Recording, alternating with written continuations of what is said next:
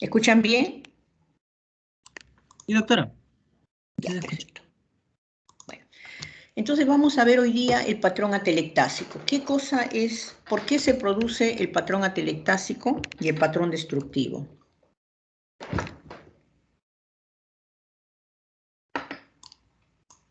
Ay, Dios, se le fue.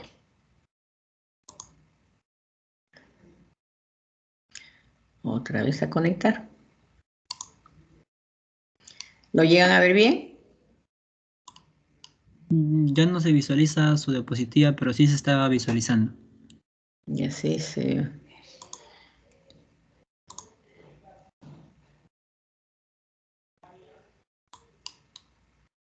Ahora, Ahora sí Sí, se ve, doctora. otra vez se volvió ahí. Ay, vamos a ver qué ha pasado, qué pasa.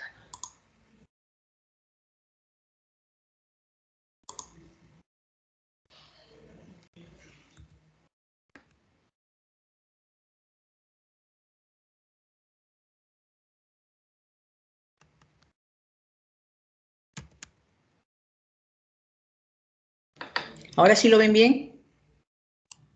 sí, doctora, se ve su puntero y la diapositiva, patrón atelectásico. Otra vez creo que se volvió a ir, ¿no?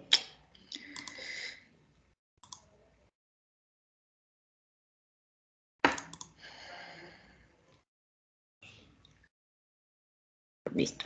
Entonces, ¿por qué se produce? ¿Qué es un patrón atelectásico? ¿Por qué se produce? ¿Qué es una atelectasia? No quiere este.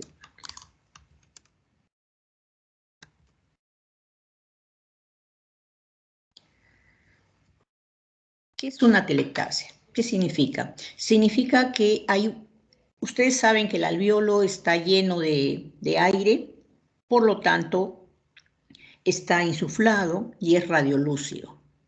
¿Qué pasa cuando algo impide que el aire entre al alveolo?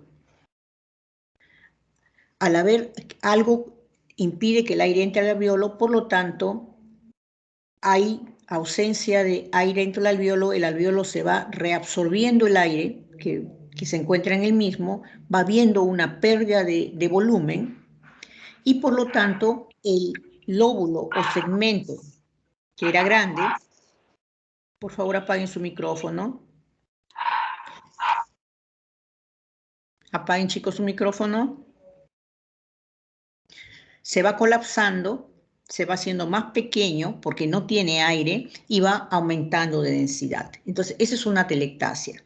La ausencia de aire en un segmento, ya sea un lóbulo, sea todo el pulmón, o sea, como les mencioné, solamente un segmento que se queda en ese momento sin la presencia de aire, por lo tanto se va a colapsar. Entonces, ¿cuáles son las causas que nos pueden llevar a que se produzca una atelectasia? Las causas frecuentes son la presencia de algún tumor, ya sea benigno o maligno, un cuerpo extraño, un tapón mucoso, también en asma, en bronquiolitiasis, aumento cardíaco, aneurisma aórtico, estrechez inflamatoria, neumonía, un tubo endotraqueal mal colocado o una ruptura traumática del bronquio, entre otros.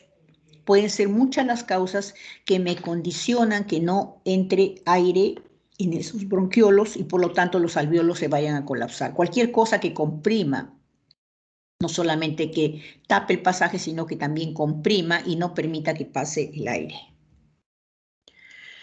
Entonces, ¿cuáles son los signos que nosotros vamos a encontrar de atelectasia? Vamos a ir a una atelectasia severa de un pulmón para que ustedes vean y después vamos a ir viendo de lo más grande a lo más pequeño. Tenemos el pulmón del lado izquierdo, el paciente está muy bien y de pronto vamos a poner que sea un jovencito de 15 años, está chupando un caramelo, viene su amigo, le da un golpe en la espalda y el caramelo se pasa, pongamos al bronquio izquierdo, no al derecho, sino se pasa al izquierdo y lo tapa. Lo tapa y empieza la reabsorción del aire. No hay pasaje de aire, el aire empieza a reabsorberse de ese pulmón, el pulmón se empieza a colapsar. Cuando se colapsa, va a hacer que todo el pulmón o toda la parte que no haya entrado aire se vuelva radioopaca. Una radioopacidad en un inicio homogénea porque todo se va a cerrar y va a irse achicando esa zona del pulmón. Después, como acá hay el espacio que hay en el tórax va haciéndose cada vez mayor, por la presión negativa que tiene va a ir jalando el diafragma, el mediastino, la tráquea, va a ir jalándolo hacia la zona de la lesión. En este caso es todo, entonces todo va a ir jalándose hacia la zona de la lesión, se va a ir retrayendo hacia la zona de la lesión. Como hay menos espacio, los espacios intercostales se van disminuyendo. Es tanto la retracción que hace que también jala parte del pulmón contralateral, lo jala hacia el lado izquierdo. Al haber esta retracción del mediastino y de la silueta cardíaca hacia el lado de la lesión, deja la columna al aire, lo que se llama el signo de la columna desnuda. El diafragma también lo retrae al diafragma y lo borra, al igual que los bordes de la silueta cardíaca, haciendo un signo de la silueta positivo, o sea, se borra la silueta cardíaca. ¿Qué pasa? El pulmón contralateral trata de compensar la falta de aire de esto y se empieza a hiperinsuflar, lo que hace un enfisema compensatorio en el pulmón del lado contralateral. Entonces, siempre que ustedes vean una atelectasia, o sea, siempre que ustedes vean que hay retracción de las estructuras de un lado hacia el lado contralateral, busquen una atelectasia. Acá estamos viendo la atelectasia en una radiografía. Miren cómo va retrayendo, se ha opacificado el pulmón y hay una retracción de la silueta cardíaca y del mediastino hacia el lado izquierdo. La tráquea también la está jalando hacia el lado izquierdo, el diafragma izquierdo también lo eleva. Recuerden que es el izquierdo está siempre más abajo que el derecho y acá está un poquito más arriba. Los espacios intercostales también los hacen más pequeños.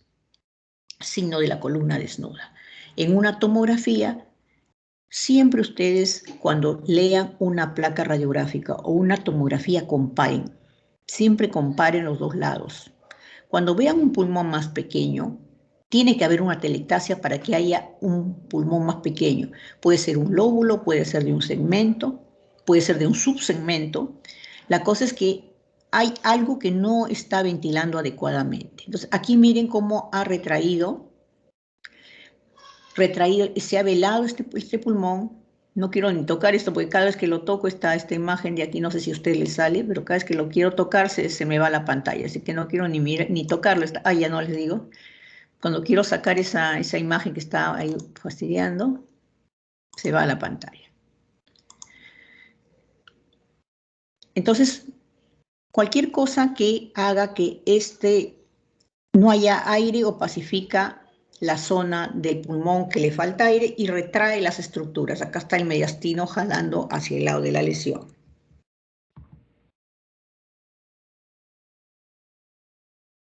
Ahora, ¿qué pasa si ya no es un pulmón, sino es un lóbulo el que se colapsa?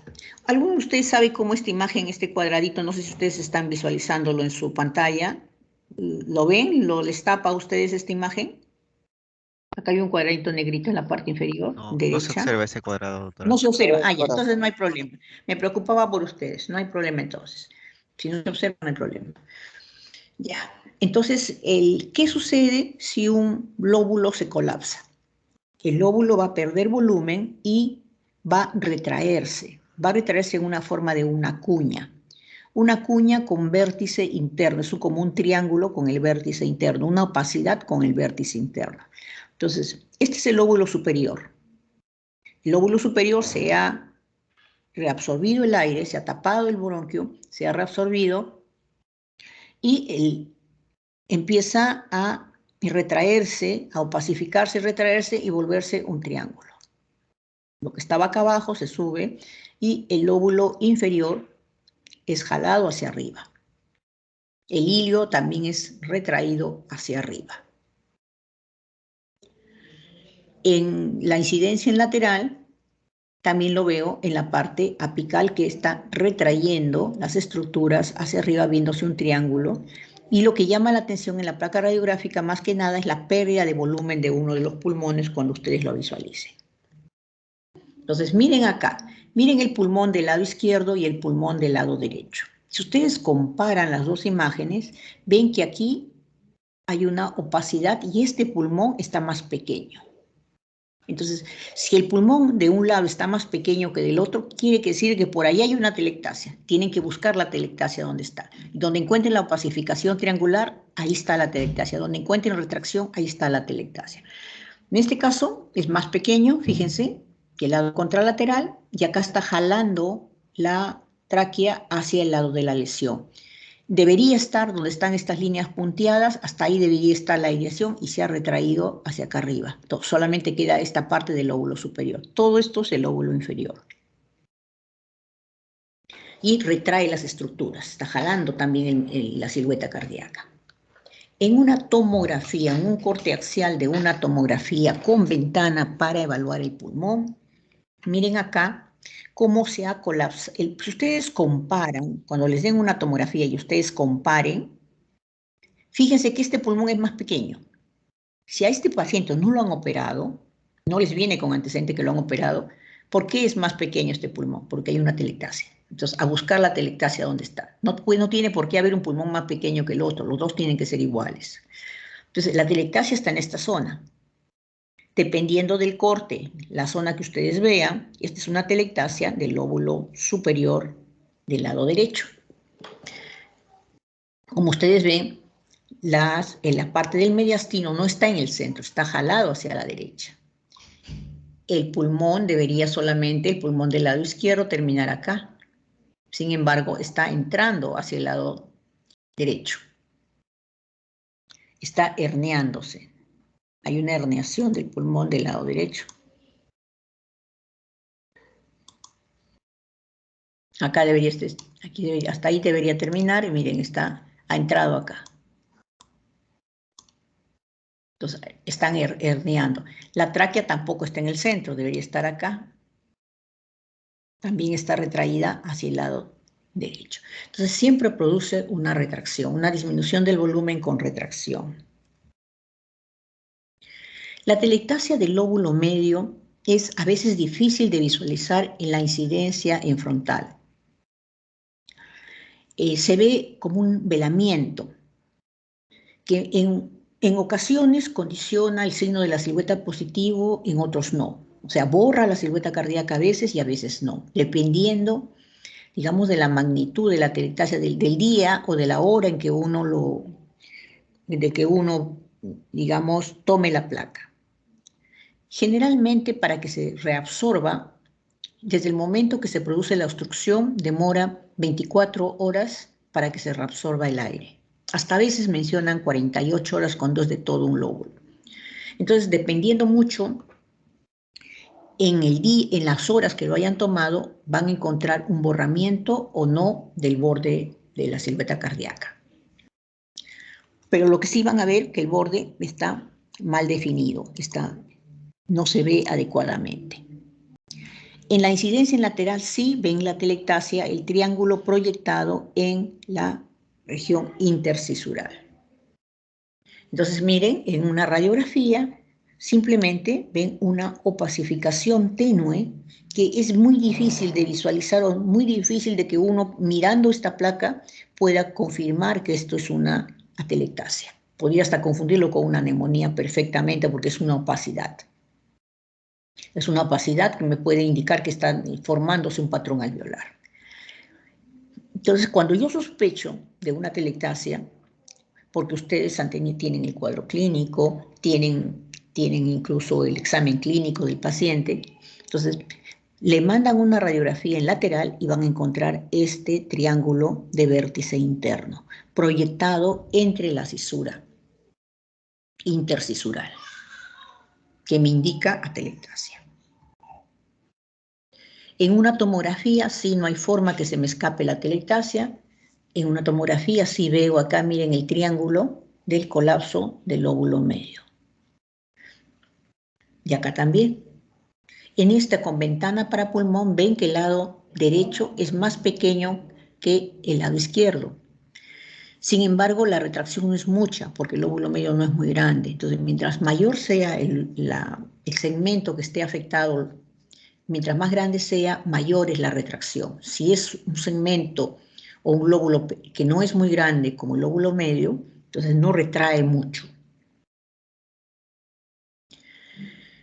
La atelectasia de los lóbulos inferiores en el lado derecho y el lado izquierdo se comportan por igual. Vamos a ver lo mismo.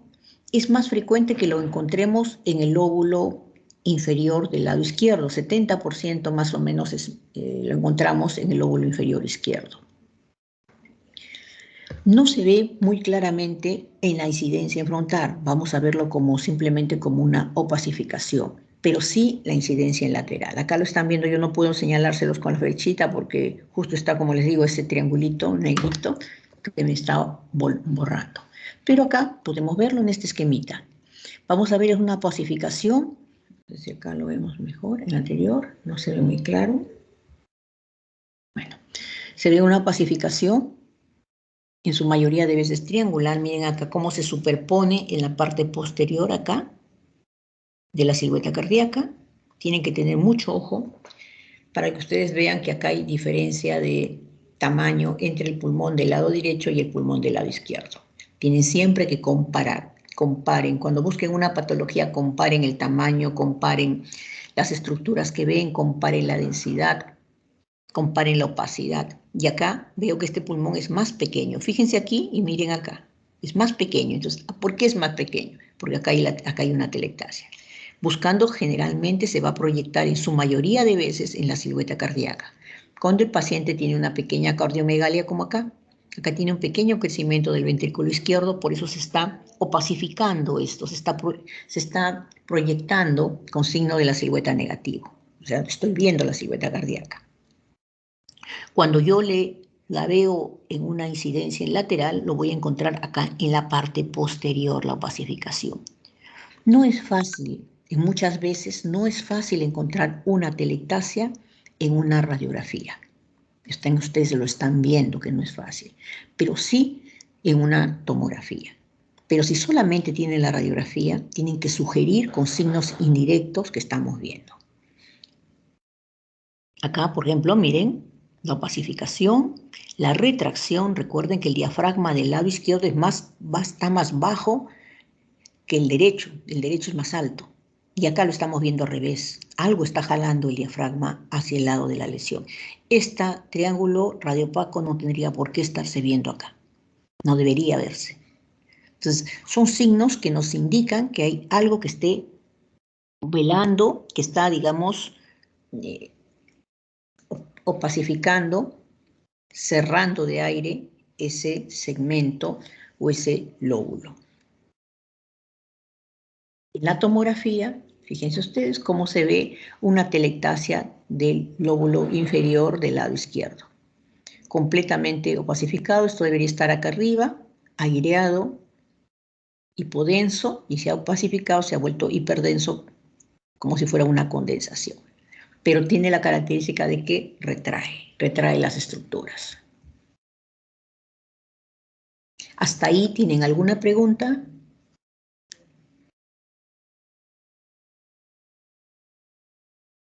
Entonces, miren, chicos, una cosa, no se olviden, cuando ustedes vean un tórax radiopaco en una placa radiográfica o en una tomografía, tienen 3 posibilidades diagnósticas ante un tórax radiopaco. Una de ellas es la atelectasia, otra es el derrame pleural y la otra es una neumonía. Las 3 me van a dar un tórax radiopaco. Entre las más frecuentes, ¿no? Acá. Vamos un poquito más arriba, les voy a subir. Este de acá. Ustedes pueden encontrar toman una placa y encuentran un tórax radiopaco. Entonces, ¿qué tienen que hacer? Tienen que ver si hay retracción de las estructuras que están en el mediastino, la tráquea, el diafragma, están jaladas hacia el lado de la lesión. Entonces, en este caso es una atelectasia, retrae, jala las estructuras, porque acá hay disminución de volumen. Entonces, hay mucho espacio y disminución de volumen y presión negativa y jala las estructuras. Entonces, en una atelectasia van a encontrar retracción. Un pulmón blanco con retracción de las estructuras significa atelectasia, disminución del espacio intervertebral, elevación del diafragma, retracción del mediastino, retracción de la silueta cardíaca, retracción del bronquio en caso de una segmentaria, retracción de la tráquea. Cuando es un derrame pleural, por el contrario, el derrame pleural es líquido que entra entre las pleuras parietal y visceral. Me va a dar también una pacificación de todo el pulmón. ¿Pero qué hace? Ocupa un espacio, por lo tanto lo desplaza a las estructuras. Eso lo van a ver en su clase cuando tengan un derrame pleural. Desplaza las estructuras hacia el otro lado. Entonces van a ver más bien que todo se va para el otro lado. El corazón está hacia el otro lado, la tráquea está desplazado hacia el otro lado. Los espacios intercostales es líquido que está ahí metido, más bien me abre los espacios intercostales, me desplaza, me empuja todo, es como que entra un litro de agua dentro de ese pulmón y trata de botar a todo, trata de botar al mismo pulmón, lo colapsa, porque es líquido entre las pleuras, el pulmón lo colapsa, lo desplaza hacia el otro lado, lo empuja hacia el otro lado. En cambio, otra cosa que me puede dar un pulmón radiopaco es una neumonía. La neumonía no me desplaza ni me jala nada, está en su sitio, está donde debe estar todas las estructuras. Entonces, eso tienen ustedes siempre que evaluar. Si retrae, atelectasia, si empuja, es un derrame pleural más. Y si no, y si está todo en su sitio, es por imágenes una neumonía. Igual sucede también en un segmento, pero en menos, digamos, proporción. Y en un lóbulo también. ¿Hasta ahí tienen alguna pregunta? Sí, doctora. Dime. Con respecto a la retracción también se puede dar para el lado derecho Para los o dos no lados. necesariamente. No. Para los dos lados. Es que si la atelectasis en el pulmón derecho va a jalar para el lado derecho, va a retraer todo hacia el lado derecho. Si la atelectasis en el lado izquierdo, jala todo hacia el lado izquierdo, o sea, hacia el lado de la lesión. Y con respecto al desplazamiento, también se va para el lado, bueno, en este caso usted mencionó cuando hay un derrame pleural, todo se va para el lado izquierdo, ¿cierto? No. Si hay un derrame pleural en el pulmón derecho, todo me va a botar para el lado izquierdo. O sea, como me está ocupando un espacio, imagínense que un gordo entra donde están ustedes en su salón de clases, un obeso de 500 kilos, ¿y qué hace? Lo va a empujar a ustedes, ¿no es cierto? Para estar ahí. Igualito pasa con el derrame. El derrame está ocupando un espacio, entonces los va a empujar, lo va a tirar para el otro lado. Ya, doctora, Si perfecto. es en el derecho, lo empuja al izquierdo, y si es en el izquierdo, lo empuja al derecho. Ya, doctora, La atelectasia no, si es en la atelectasia, jala más bien, porque no hay sitio ahí, es como que un flaquito esté solito en el salón y empieza a jalar a los que están afuera, los empieza a traer para ocupar, para estar juntito ahí con alguien que esté ocupando, no esté todo vacío. Ya. Sea en el Ya. derecho, sea en el izquierdo, lo hace al lado contrario. Y la neumonía no hace nada, pues la neumonía, como es una infección, ahí está todo el patrón alveolar, se ve todo pacificado, todo el pulmón se ve lleno de secreción blanco, radiopaco, pero no jala ni retrae, nada. Está ahí. Esa es la diferencia de un pulmón opaco, de una neumonía o una atelectasia, porque eso lo va a encontrar siempre en su práctica diaria ustedes, un pulmón blanco completamente. ¿Y ahora qué es esto? Dicen. Pero con esas características les va a ser fácil que diagnostiquen. ¿Alguna otra pregunta? Doctora, buenas tardes. Buenas tardes. En la atelectasia, cuando retrae la tráquea y los órganos mediastinales, las estructuras, luego de que la persona se someta a tratamiento, ¿esto va a volver a su lugar o es que va a Todo tener regresa a su sitio. secuela? Todo regresa a su sitio. Se va el gordo y se va todo a su sitio. Todos se acomodan nuevamente. Quedaron un poco aplastaditos, pero se van, ¿no? O sea, igualito están bien. Es una cosa momentánea. Mientras está ahí, sucede. Después ya el cuerpo humano va acomodando todo a su sitio nuevamente. Por ejemplo, hay jóvenes que manifiestan el síndrome de pulmón encogido por tener, bueno, generalmente por el tabaquismo, ¿no? He oído casos de ese tema y también ese síndrome de pulmón encogido es por atelectasia. No, el síndrome de pulmón encogido es porque ustedes han tenido ya la clase del intersticio, ¿no es cierto? Entonces, por el tabaquismo, el intersticio, que es el tejido de sostén del pulmón, se va a engrosar. Entonces, al engrosarse, todo lo que en nuestro cuerpo se va a hacer crónico, se va a hacer chico, se va encogiendo. Recuerden siempre que la palabra crónico significa, imagínense ustedes la uva y la pasa. Entonces, todo lo que es normal es como la uva y todas las enfermedades que son crónicas hacen que el tejido se achique como una pasa. Entonces, lo mismo va a aplicar para los signos radiológicos, ¿no?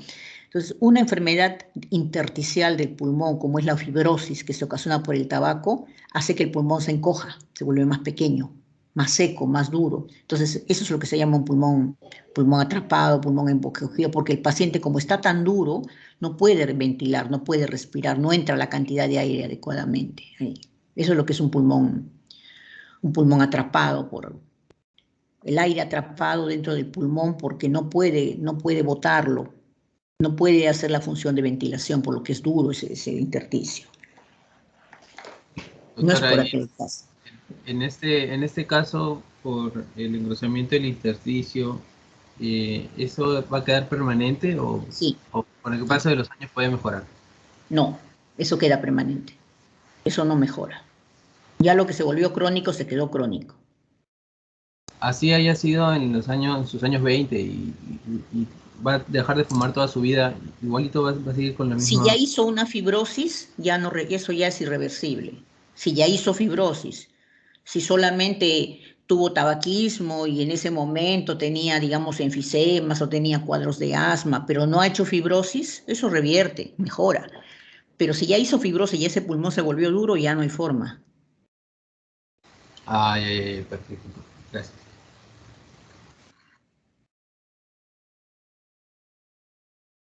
Bueno, entonces vamos a ver ahora el patrón destructivo. ¿Por qué se produce el patrón destructivo? El patrón destructivo se produce porque como su nombre lo dice, hay una pequeña destrucción a nivel del parénquima, formándose ya sea una cavidad, una bula o lo que es un neumatocele o una cavidad quística. Entonces, ¿cuáles son las causas que se puede destruir el pulmón? Pueden ser por ruptura de las fibras del intersticio. El paciente sufre de una enfermedad pulmonar intersticial. Vamos a poner justo el compañero habló de la presencia de un paciente fumador que ha hecho una fibrosis. Pongamos que ese paciente haya hecho una fibrosis, ¿no? Entonces, el intersticio que era como una malla se vuelve duro. El paciente al tratar de respirar rompe esa malla. Entonces, la malla se abre como un hueco en la malla y en ese hueco, también al momento que se rompe esa mallita, se rompen algunos alvéolos y se atrapa aire dentro de esa malla. Eso es lo que se forma una bula, una ruptura de la red de fibras del intersticio. Puede haber también zonas de necrosis dentro del parénquima. Puede haber necrosis por una pequeña embolia, por una neumonía, que puede condicionar que se forme necrosis y también puede producir una cavidad. Puede romperse también este intersticio formando también bulas, porque, por ejemplo, en la tuberculosis se produce tractos fibrosos residuales como secuela de una enfermedad. Entonces, esos tractos, así como si fueran el queloide de los quemados, va retrayendo las estructuras. Entonces, va remodelando el pulmón. Entonces, el pulmón en una de esas, tanto que se están jalando, lo rompe el intersticio. O también, pues, de causas, a veces hay enfermedades de tipo genético, la fibrosis quística, por ejemplo, que producen también destrucciones, producen cavidades Puede también producirse por una necrosis, en una tuberculosis, por una destrucción del micobacterios del pulmón. Entonces vamos a ver todas esas causas o de una infección como son los neumatoceles. Vamos a ver cada uno de ellos, ¿ya? Entonces, el patrón destructivo es más frecuente en los lóbulos superiores porque las enfermedades, sobre todo las de tipo infeccioso o la tuberculosis, es más frecuente en los lóbulos superiores. Esta destrucción puede tener paredes delgadas, muy delgadas o paredes gruesas. Puede ser única, puede ser múltiple. Y cuando es una caverna, puede presentar un bronquio de drenaje. Entonces, vamos a ver qué es la bula. Vamos a una imagen acá. La bula se produce por ruptura del intersticio, como les mencioné. O por la fuerza que hace en una enfermedad intersticial respirar, o una cicatriz de una tuberculosis, o una cicatriz de una infección que haya tenido el paciente, hay dureza ahí en ese intersticio, en el tejido de sostén, y se rompe y queda atrapado aire dentro de ese intersticio. Entonces va a dar esta imagen aérea, con una pared muy, muy, muy finita, muy delgadita, prácticamente menor de 1 milímetro, que parecería que no tuviera una pared. Aparentemente simplemente se ve aire atrapado en ese intersticio, porque recuerden que el intersticio no se visualiza normalmente, entonces sus paredes tampoco se visualizan en una bula. Entonces, esto es una bula, un atrapamiento de aire por ruptura de este intersticio. Ven acá ven múltiples bulas. Este es un paciente con una secuela de una tuberculosis pulmonar que ha dejado estas bulas. Las bulas también pueden ser de tipo congénito. Puede un joven estar con una bula de tipo congénito y cuando está jugando fútbol, por ejemplo, porque hace fuerza, se rompe la bula y el aire puede pasar a las pleuras, funcionan neumotoras, ¿no? Entonces son esas bulas de tipo congénito. Pero en su mayoría de las bulas son por causa de alguna infección o por causa de alguna fibrosis del tejido intersticial. En esta tomografía, que es el mismo paciente, miren acá, este es un tejido duro, es un intersticio, está duro, tiene secuela de una fibrosis, secuela de tuberculosis, que vamos a verlo después cuando veamos la parte del patrón destructivo al final. Entonces, acá estamos viendo, miren, esta es una bula, ¿ven? Un atrapamiento de aire dentro del mismo intersticio del pulmón. En un paciente, en un corte coronal, en una tomografía, miren aquí el intersticio del pulmón engrosado y acá esto es la presencia de una bula. Eso es aire puro dentro del mismo pulmón del intersticio, no en las pleuras, sino dentro del mismo pulmón. Eso es una bula. En cambio, la cavidad o caverna se produce porque hay expulsión o drenaje de una parte necrótica del pulmón. Generalmente en su mayoría de veces es por una tuberculosis. Puede ser también por una neumonía. Hay algunas neumonías que cavitan. Inclusive el COVID también cavita. En algunos pacientes se cavita. ¿Por qué? Porque se necrosa el tejido. Entonces, al haber necrosis del tejido, a través de un bronquio, ese tejido necrótico es expulsado. Se bota el tejido necrótico y queda como si fuera una herida dentro del pulmón, por la necrosis, como si fuera una herida sangrante aquí dentro del... Entonces, el cuerpo de por sí trata de cicatrizar, por eso forma una pared de cicatrización gruesa alrededor de la misma caverna. La caverna, la diferencia con la bula es que la caverna es por destrucción del parénquima, destrucción tanto del intersticio como del alveolo, con un tejido sangrante alrededor, es como una herida que tiene ahí, y con una pared que lo rodea, pared gruesa o delgada, pero tiene una pared, siempre tiene una pared. Está junto a un bronquio de drenaje, siempre tiene un bronquio de drenaje al costado. Es por eso que cuando el paciente tose, tiene hemoptisis, porque esta caverna sangra. Generalmente es más frecuente en los lóbulos superiores, como están viendo acá.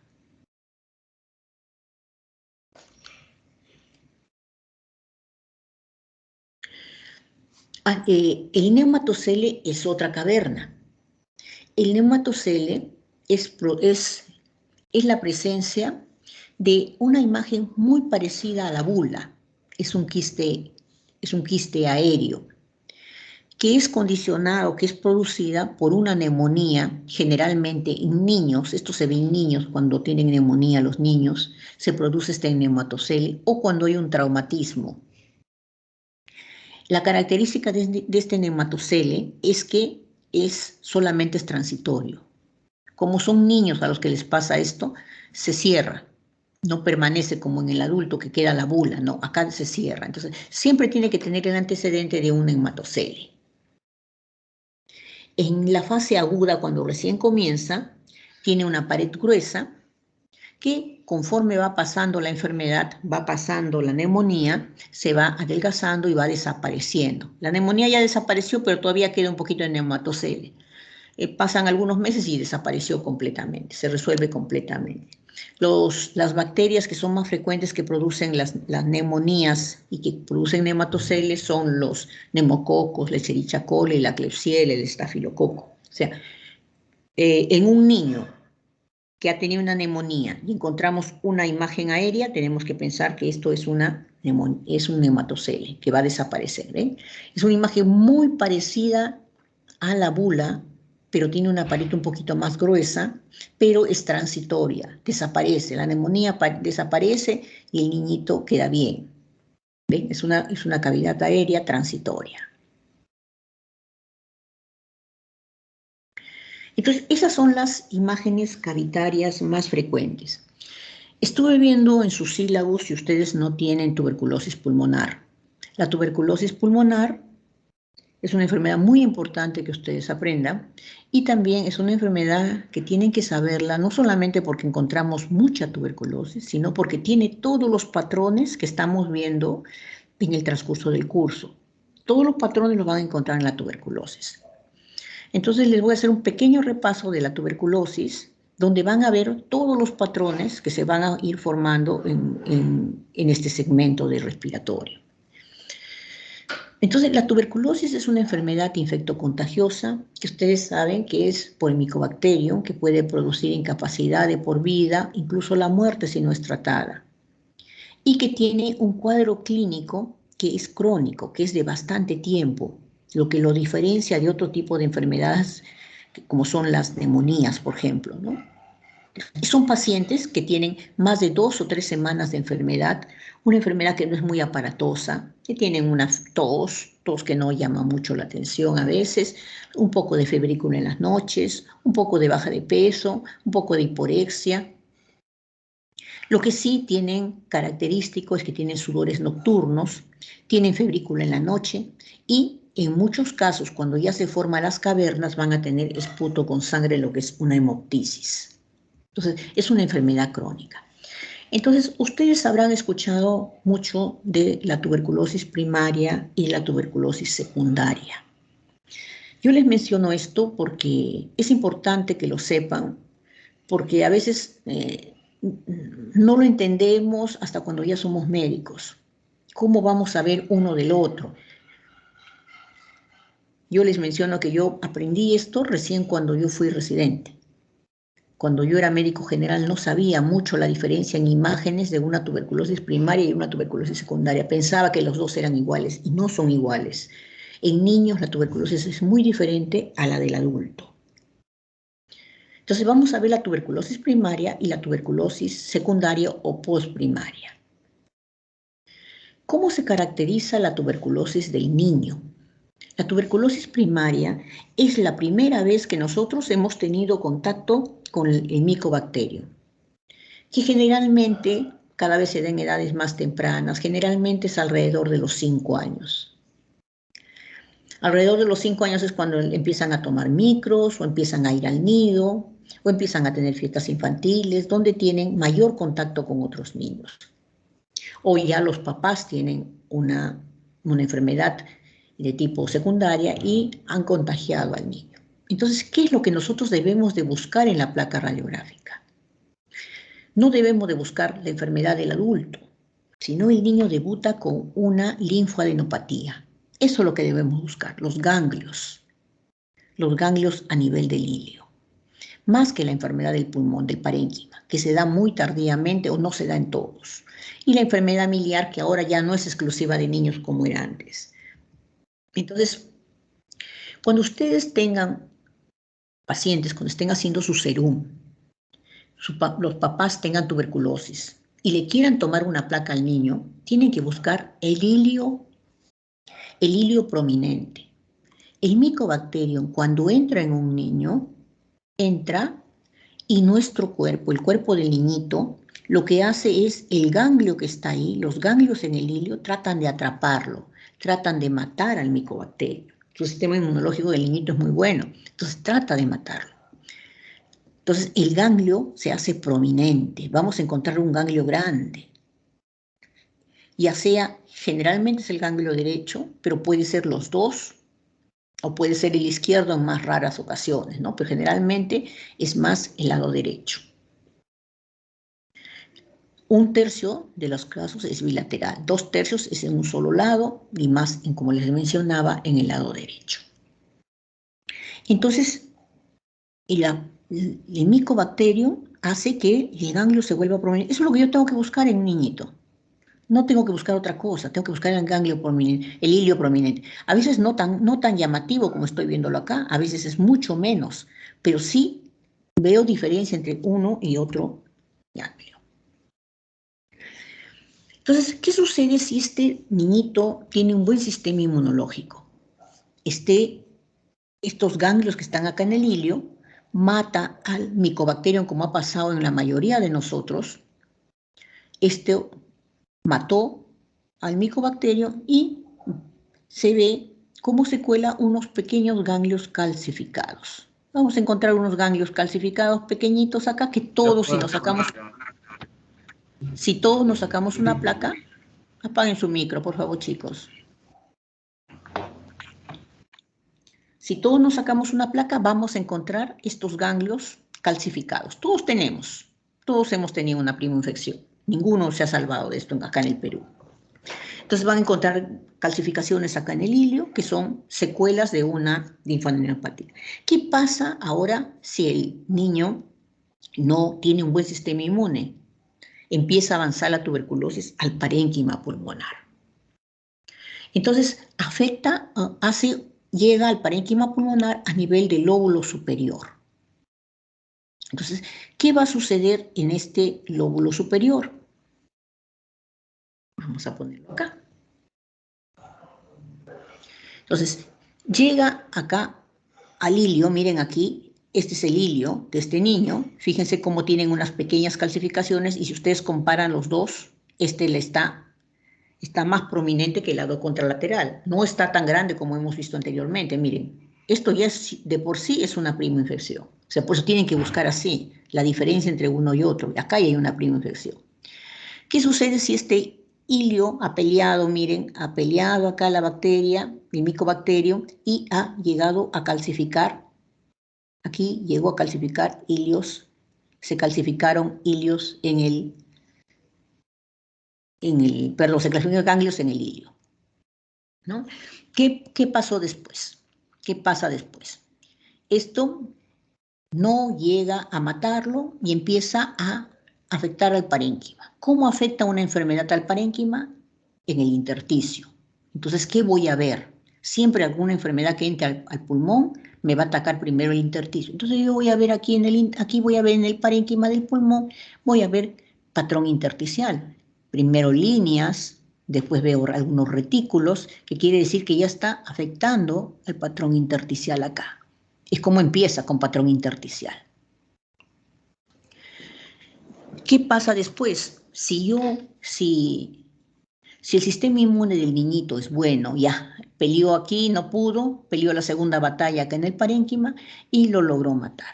Lo logró matar y lo calcificó. Entonces, lo calcificó y formó un pequeño nodulito de calcificación en la zona donde estaba el patrón intersticial, se secó ahí, lo mató, se secó como un La tuberculosis tiene la característica de que pone como secuela de lo que muere, va dejando unas calcificaciones. Entonces, quedó como una calcificación en el parénquima, que es un complejo de Ghon. El complejo de Ghon significa una calcificación en el parénquima, como una secuela en el parénquima. Entonces, eso ahí quedó. Quedó ahí, murió ahí ya la bacteria, quedó ahí el cuadro de tuberculosis. Cuando ustedes vean ganglios calcificados, más esta calcificación en el parénquima, que es el complejo de Ghon, se llama el complejo de Ranke. Cuando lo escuchen complejo de Ranke, significa eso. Ya, ahí murió, ahí acabó todo. Ya cuando sea grande van a tener un pequeño calcificación en el óvulo superior y ganglios calcificados, eso quedó como secuela. Pero ¿qué pasa ahora si el sistema del niño es malo todavía? Ya empieza a ser la tuberculosis del adulto. Ya sigue avanzando el intersticio, de ahí avanza el alveolo, sigue comprometiendo los alveolos de los demás, y así va avanzando, de ahí me agarra la pleura, me hace patrón pleural, me hace neumotórax, me cavita, hace una cavitación, igualito que el del adulto, ¿no? Pero lo que ustedes tienen que encontrar es esto, el hilio prominente, y si no lo ha logrado autolimitar el hilio con las calcificaciones, se calcifica también el parénquima.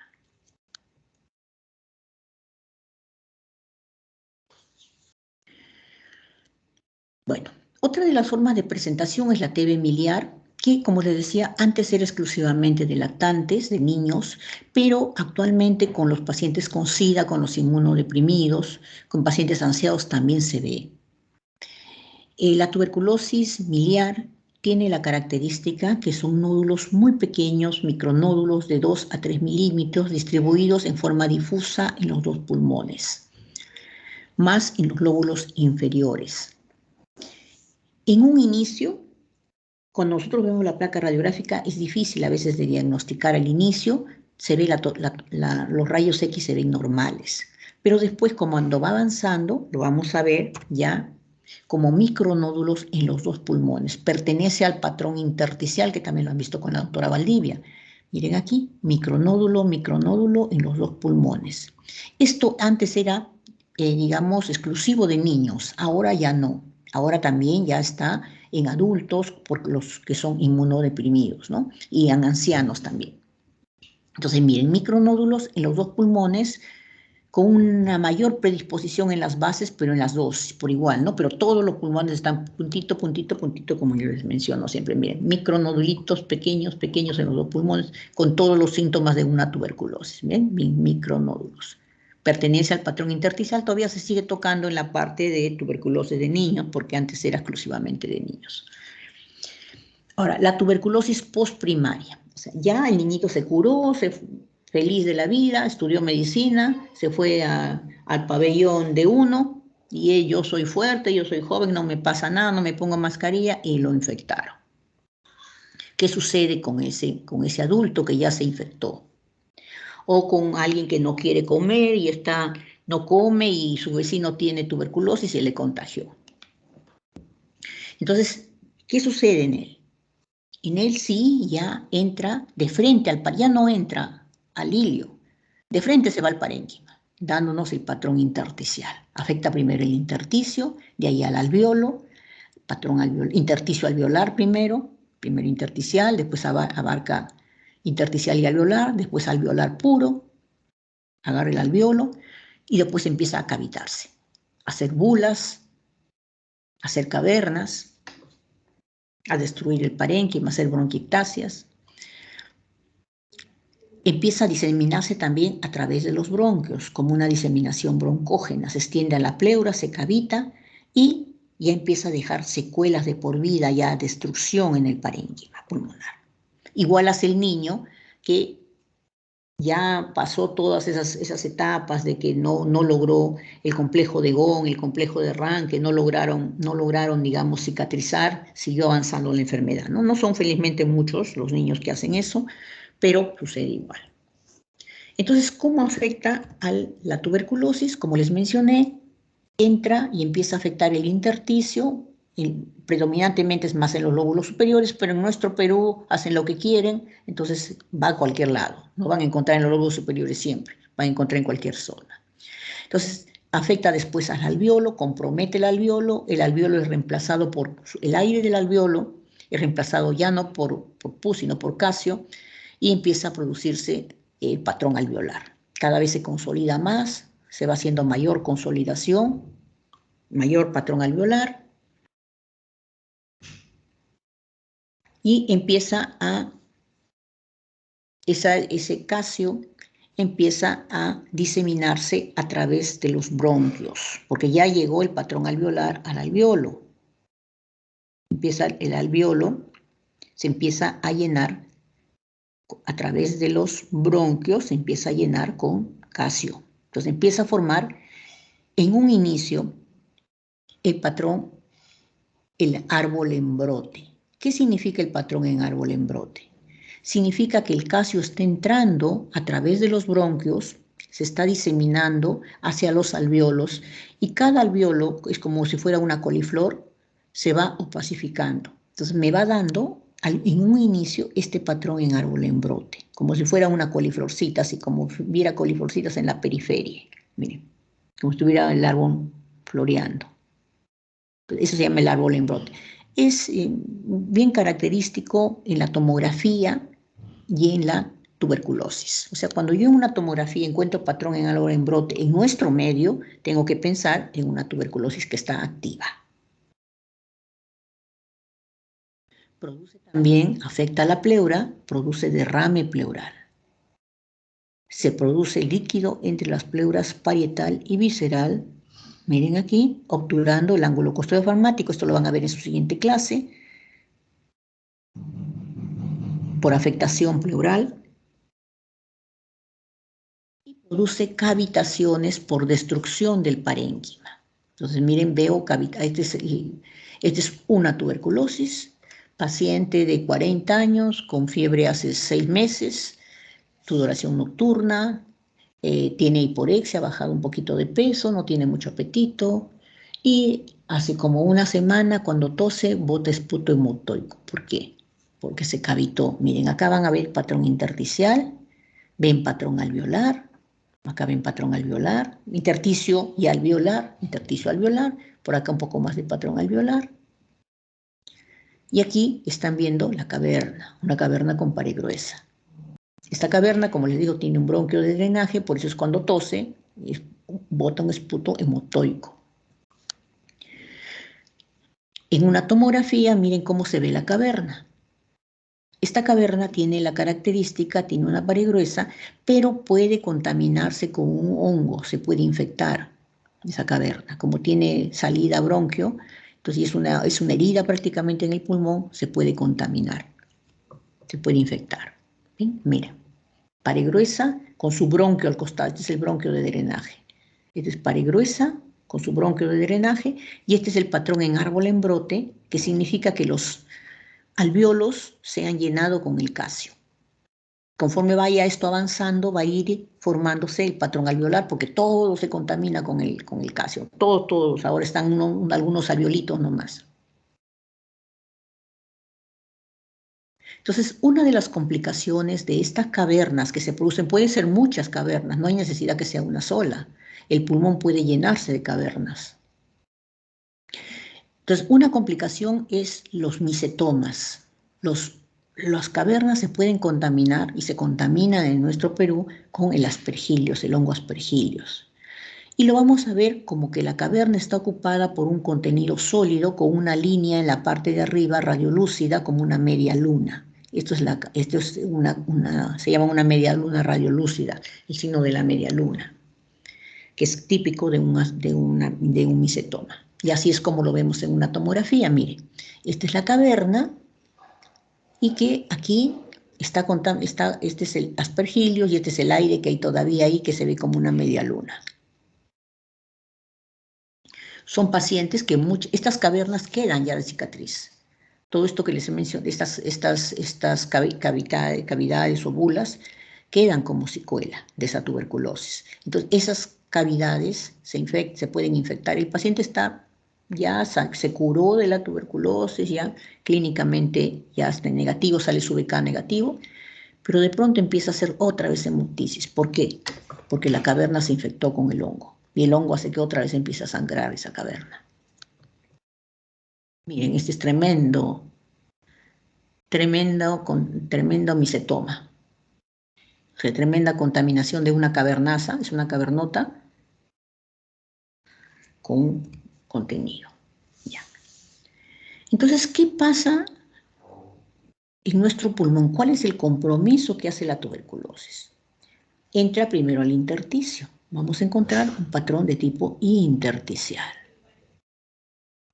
De ahí entra, a través de los bronquios, va entrando a los alvéolos, dándonos el patrón en árbol en brote, que lo voy a ver solamente en la tomografía. Eso no lo voy a ver en la radiografía. Eso lo veo solamente en la tomografía porque es muy pequeñito. En la radiografía voy a empezar a ver el patrón alveolar.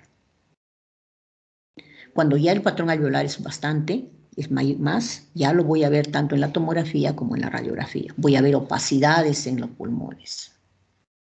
Se infecta la pleura, dándonos derrame pleural. Se produce cavidades por necrosis de este tejido, por la Mycobacterium se come el tejido. Entonces produce cavidades, el patrón cavitario, el patrón destructivo. Cuando la tuberculosis empieza a cicatrizar, empieza a dejar como secuela tractos fibrosos. Esos tractos fibrosos son como los queloides que se producen en los quemados. Entonces eso hace que el intersticio se vuelva duro y se empieza a romper y se forman las bulas. Las bulas son también parte del patrón destructivo. La bula se rompe y ese aire que estaba en la bula se pasa a las pleuras, dándonos lo que es neumotórax. En la tuberculosis puede encontrar un neumotórax. Puede encontrar también bronquiectasias, porque todas esa alteración del tejido en el parénquima del pulmón hace que también las paredes de los bronquios también se alteren. Entonces, así es como yo voy a encontrar una tuberculosis que ya ha sido curada, ya una tuberculosis secuelar. Miren, tractos fibrosos que muchas veces se confunden con el patrón intersticial, porque la imagen es bastante parecida.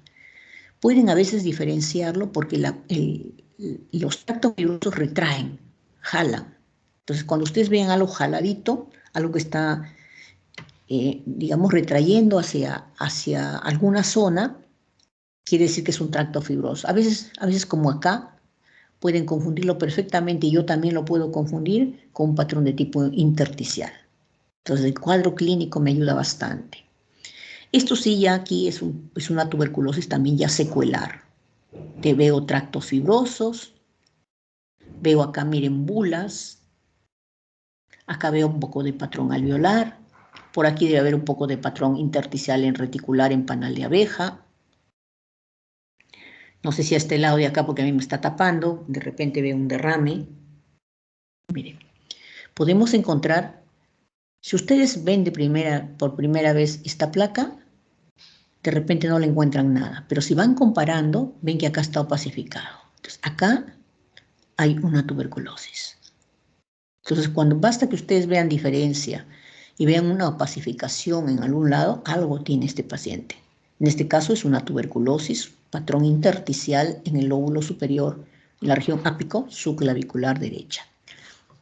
Esto ya es secular, más secular, acá están viendo ya más retracción, miren, como algo que jala hacia arriba, retrae, jala la tráquea, jala el bronquio, jala todo lo que puede, jala a veces el diafragma también lo eleva, jala la pleura un poquito. Acá ven cavidades, bulas que se entremezclan, que a veces no se pueden distinguir claramente si son cavidades o son bulas, pero ustedes ven ahí que hay lesiones cavitarias, destrucción. Así es como queda una tuberculosis después de un tratamiento. Así, esto es una secuela de una tuberculosis. Como ustedes han visto, en su fase activa la tuberculosis ha agarrado todo. Ha cogido patrón alveolar, intersticial, patrón pleural, patrón cavitario, patrón destructivo. Único que coge hasta patrón de nódulo y masa, porque al darnos esas calcificaciones, los granulomas en el hilio, o acá lo que era el complejo de Ghon que puede quedarse como secuela. Ese complejo de Ghon es parte del patrón nódulo, ¿no? Patrón de nódulo que también lo ven en el curso. Entonces ven que la tuberculosis ha cogido todas las enfermedades que hemos visto. ¿Tienen alguna pregunta hasta ahí? Con eso acabamos la parte del patrón certicial. El patrón destructivo, perdón.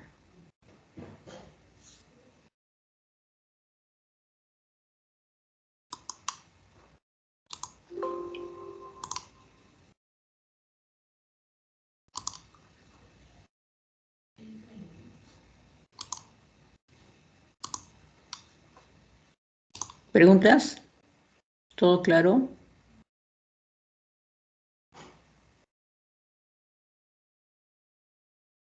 Bueno, ahorita tengo 97 alumnos en la...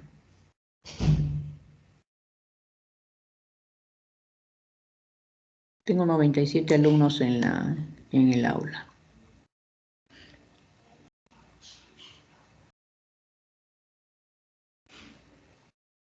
Bueno, entonces chicos, si no hay preguntas, cuídense mucho. Sí, doctora, voy a descargar la lista de asistencia entonces, ¿cierto? Ya, sí, por favor. Ya, doctora, no se preocupe.